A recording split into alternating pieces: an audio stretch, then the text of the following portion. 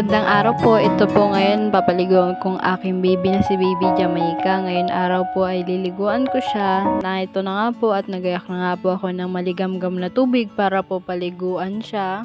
Hindi na rin nga po pala ako nakapaglaga ng lukban. Dati po nilalagaan ko pa po si baby ko ng lukban.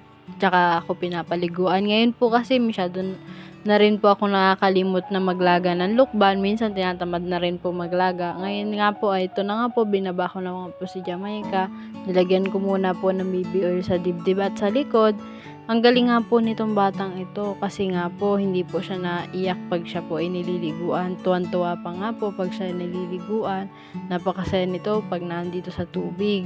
Makitubig po itong batang ito. Pag inahon ko na naman to sa tubig, magagalit na naman itong batang ito. Ewan ko nga po at sanay na sanay po siya na nababasa. Gustong gusto niya ang tubig.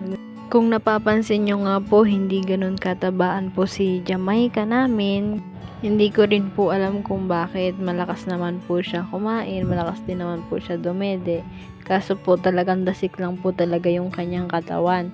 Ang mahalaga naman po kay Baby Jamaica ay masigla po siya, hindi po siya sakitin, at magaling po yung mga buto niya. Malakas po ang buto niya. Kaya nga po thank you Lord nga lang po talaga dahil kahit ganito man po ang katawan ng baby ko, healthy naman po siya. Hindi po siya sakitin. Kahit nga po minsan nakakarinig po ako na sinasabi na ang payat-payat naman ng baby ko, okay lang naman sa akin kasi nga po healthy naman po siya. Ito nga po, binibihisan ko na nga po si Jamaica, ganyan po siya kakulit. Nagpapasalamat nga po pala ako sa mga sumusuporta sa channel namin. Nagpapasalamat po ako sa mga taong nandyan po para maintindihan po yung mga kalagayan namin. Maraming salamat po sa inyo. Kahit hindi man po namin kayo nakikita, grabe po yung suporta na pinapakita ninyo sa amin. Napaka-thankful po ako dahil po nandyan po kayo. May time po kasi sa buhay na nakakapanghina rin po talaga yung mga sitwasyon.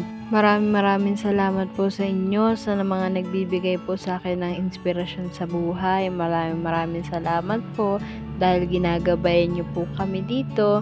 Maraming salamat po sa inyong lahat. Sana nga po tuluyan na rin gumaling si Mama Josie. Sana nga po may epekto po yung mga gamot na pinapainom kay Mama. Sana nga po mas maging maayos na rin po si Mama kasi po ang dami po naghihintay sa kanyang magiging apo niya. Maraming salamat po sa mga prayers ninyo para po kay Mama. Sana po tuluyan na rin po siyang gumaling. Pasensya na nga po pala dahil hindi ko po maipakita sa inyo si Mama. Bihirang-bihira lang po namin si Mama makasama. Kasi nga po may mga nagbabantay na po kay Mama. Kaso po ay mahigpit nga po. Ayaw po sa amin ipabidyo. Kaya yun, pasensya na po sa inyong lahat, sa mga nag-aabang kay Mama. Maraming salamat po sa suporta nyo sa amin kasi po kayo din po yung nagbibigay tulong po para kay Mama. Ito na po si Jamaica, napakaganda na. Salamat po sa inyong lahat, sa buong team Kalingap. Maraming salamat po sa paglingap sa amin. Kay Kuya Rab, kay Kuya Bal Santos Matubang, Ate Edna Vlogs, Kalingap Tata, sa buong team Kalingap. Maraming salamat po sa inyo, sa mga subscriber po namin, sa mga sumusuporta. Maraming salamat po sa inyong lahat. Thank you po.